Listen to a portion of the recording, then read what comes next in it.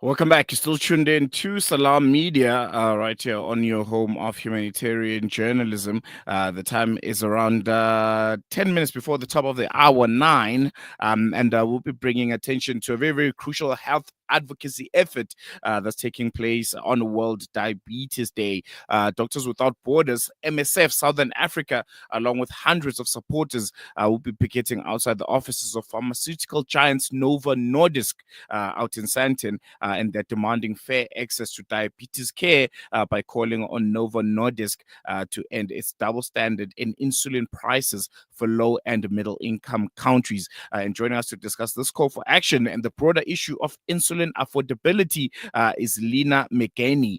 She's an MSF Access Campaign Head of South Asia. Leena, thank you so much for joining us. Welcome to Salam Media. Really, really appreciate you giving us your time this morning. Thank you for having me here. I think first and foremost, let's start off by maybe you explaining just the core message behind, the protest and what MSF hopes to achieve from it. Well, we want to highlight the manner in which Novo has sort of promoted the inequities and double standard in the treatment of diabetes between high income and middle income countries like South Africa. And what we are demanding is that they supply South Africa with insulin pens at an affordable price. Novo happens to be one of the biggest pharmaceutical giants of the world, and its share prices have gone up by 60% in 2023, and it is slated to earn a profit of revenues of $37 billion. So the least it can do, and what we demand, that it continues supplying insulin pens, but at affordable price, not at the very high price that it sells across the world. And that's what we want for South Africa. And we've seen global organizations and activists push for accessible pricing of essential medications before. In your view, what makes the fight for affordable insulin particularly urgent in a country like South Africa? Well, we've seen this morning in The Guardian that, The Guardian highlighted that, diabetes is reaching pandemic proportions. That basically mean that more and more people in South Africa are having to go on insulin. And that means that the way you deliver the insulin should be in a way that is not stigmatizing people and is discreet, and the dose is correct. And that's why we need the insulin pens. No one in high income countries would be provided a syringe and a vial to take insulin 4 times a day. You would be provided an insulin pen. So why this discrimination against people in South Africa and other middle income countries? So that's the basic issue. This is an issue of discrimination. It's an issue of inequity. It's also an issue of double standards from pharmaceutical giants like Novo, who continue to hold many countries hostage with the high prices. And then governments cannot afford to buy the insulin pens that they need for the people. Yeah. And speaking of insulin pens, why is access to them, the insulin pens, why is access to them as opposed to maybe the vials so critical for diabetes patients, especially those in low resource settings? It's especially important for low resource settings. It's important for kids who go to school. It's easier to take your insulin in school. It's easier for older people to take the insulin doses, get the insulin doses correct. You hear a click in the pen that tells you that your dose is correct. You have people with disabilities who also depend on the insulin pen. And of course, the fact that it reduces stigma because it's more discreet in public places is also a very key reason why people with diabetes want the insulin pen. And that's what a survey has highlighted. More than 80% of people surveyed said they would prefer to have the access to the insulin pen. And that's in middle income countries as well. Definitely. And one thing that really stood out for me is the fact that the South African government, they've recently advised diabetic patients to transition back to insulin vials. What does this mean for patients, and what has been the response among healthcare providers and patients from what you guys have gathered? Yeah, so the South African Department of Health has been really struggling to procure the insulin pens for patients. when they did not receive the bids that they needed for human insulin pens, they had to then start rationing them. And that's one of the key reasons that the rationing started when the tenders failed. And the tenders failed because Novo did not bid to supply the human insulin pen that they had done previously. Now the South African DOH has floated another tender, is trying to get analog pens, and the key issue over here then is affordability. So yes, the impact is insulin pens get rationed, and if the big tenders fail for human insulin pens, then of course the South African government has to look at alternatives, and that takes time. And that has a direct impact on people who have been on insulin pens. They have to go back to syringes and vials, which is, not the optimum way of treating diabetes. Yeah.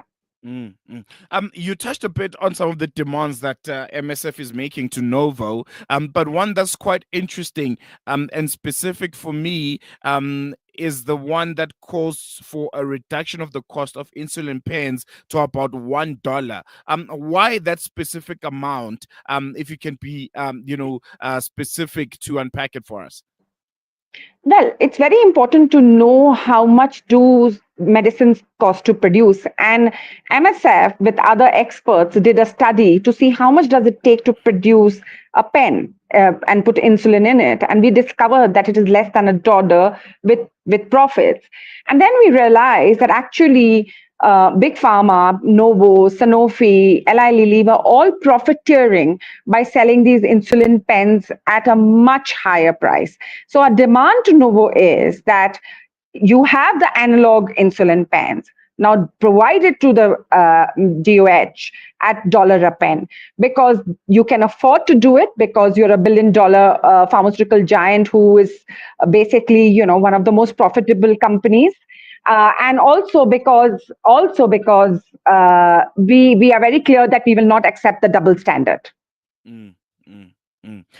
You work extensively in healthcare advocacy across South Asia. Are you seeing similar challenges there? And what insights can you share on tackling these issues on a global scale?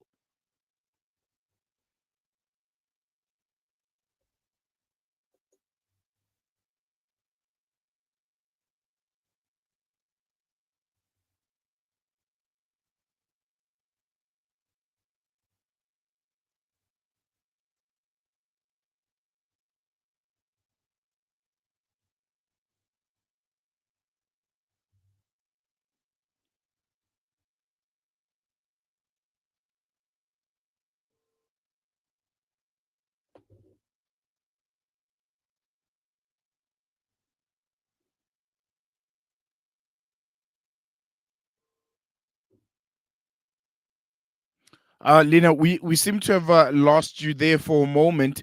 I think we're having some technical difficulties there with Leena and her sound. We're going to take a quick break, and then when we come back, we'll share some more of those details that MSF Southern Africa is going to be leading on World Diabetes Day, and there's going to be a really big picket outside of Novo Nordisk out in Sandton.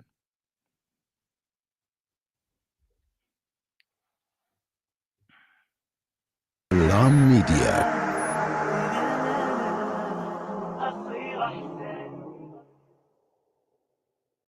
Listen to something fresh. Back in 2021, you remember that America fled out of Afghanistan after being occupied that country for 20 years, taking over from the Taliban. The Americans said what about missionaries who were saving the Americans for that 20 years. But now that the Americans are out, those Afghan missionaries may be in, they think they must take them to the permanent residency there. Something was very, very good. That was in August. In September, we received from a lawyer practicing who is said to have studied in the US, that she is representing an American and informing us, not asking us, that there is 2 train loads and missionaries at Kabul airport and they are heading to South Africa. And in Paradise, they mentioned that the people were done and the Taliban came and attacked the Pakistan. If it's true that Taliban is actively pursuing people when they go to, why do you think South Africa has got over the Taliban, which even Americans are able to defend? The Department of Home Affairs, Aaron Motsoaledi. Salam Media, a global voice for humanity. Breaking stereotypes, moving boundaries, joining hands. Salam Media.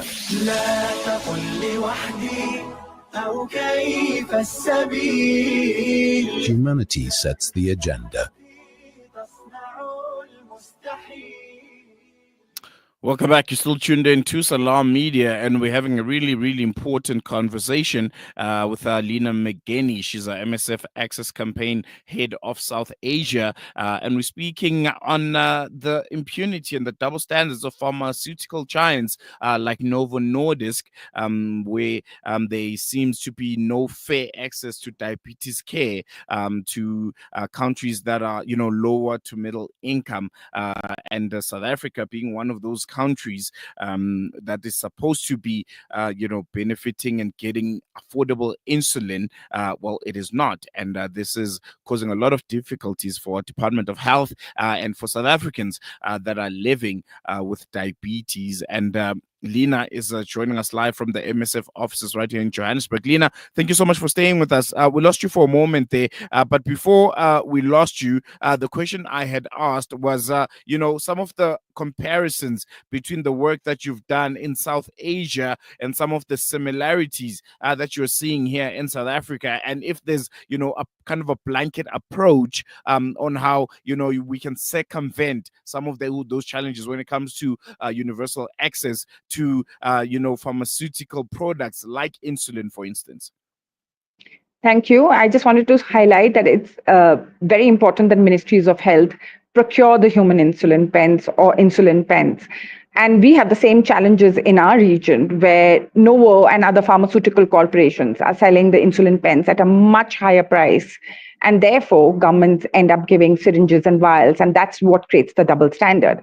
And this is why, activists like us from India and other places are looking to South Africa, because South Africa's clearly laid a much higher standard of care for people with diabetes by switching to insulin pens. And that's why we need to stand in solidarity with South Africa in reducing prices by shaming the pharmaceutical corporations on the double standards that they have created. We know that insulin pens can be affordable, much lower than the price that they have been supplying to our governments or high-income countries, but not supplying to our governments because our governments find them too expensive. South Africa has provided that leadership. We will switch to insulin pens, and we are all hoping that that's what our governments will do, provide insulin pens to our people who are diabetic and need insulin, which is a life-saving drug. And this is why there's a massive parallel, and this is why on access to medicines, all of us need to rally behind South Africa and highlight to Novo that it's creating this double standard. I want us to touch a bit on Novo's recent decision to limit insulin pens to high-income markets, which has sparked, concerns. Can you share what prompted this shift and how it impacts diabetes patients in South Africa and other developing countries? Yeah, so what Novo did, and from what we can gather, the information that we have, is that they basically discontinued the human insulin pens, and the analog insulin pens, they continued supplying to high-income countries. The analog insulin pens have always been priced out of range of the developing world. And this is where the big barrier on pricing comes in. And one of the key things that all of us need to remember is that analog insulin pens don't need to be more expensive because the cost of production is less than $1. So Novo could technically supply the analog insulin pens at the same price as the human insulin pens, which was $1.7 per pen previously. So that's the key demand with Novo today. If you can't supply human insulin pens, can you please supply the analog pens at $1.7? And this is not only for Novo, but all pharmaceutical corporations, including Sanofi. So this is really absolutely key that if they are going to continue supplying high-income countries with insulin pens, but they keep the prices too high for analog insulin pens in our countries, then our governments can't afford them. And this is where South Africa has been doing a brilliant job with negotiating with pharma corporations.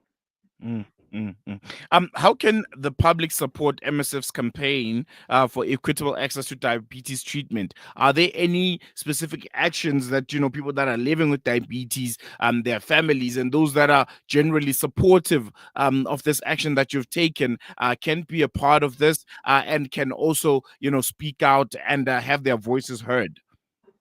Yes, so today we are picketing the Novo offices. There will be messaging and tweets out there in the public domain from MSF, from TAC. Please do retweet them to Novo so they can hear us loud and clear. We are marching to their offices and we are hoping that they'll meet us and not turn us away to listen to our demands. And our demands are very clear.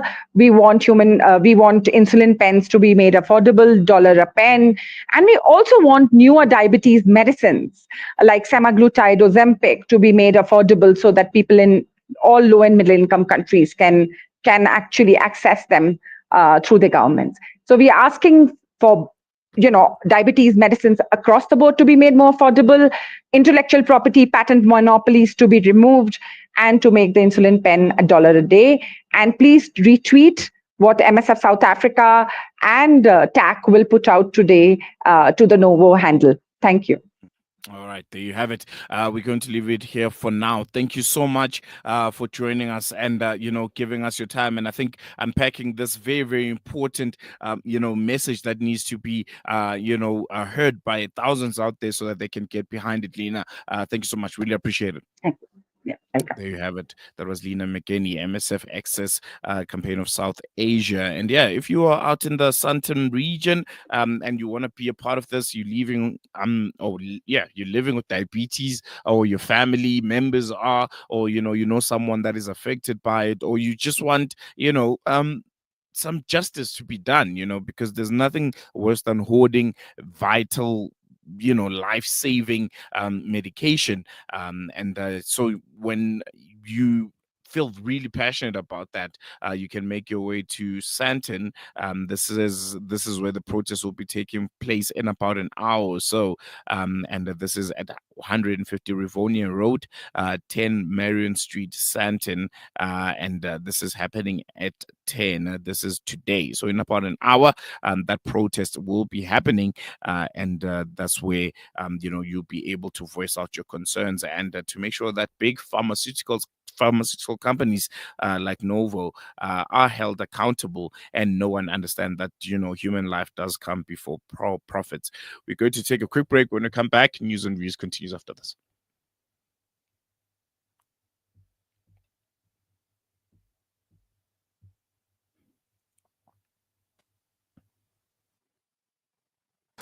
We are here in the middle of a Zahra neighborhood.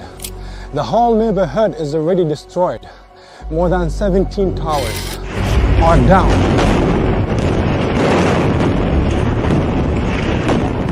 Here, as you can see, the firefighters trying their best to help. The people are still under the rubble. A lot of the people. Join Hamza on his exclusive South African tour as he shares his personal experiences, never before seen footage, and powerful insights on the ongoing genocide in Gaza. This is more than just a talk. It's an invitation to witness Gaza through the lens of Hamza Sha'alan.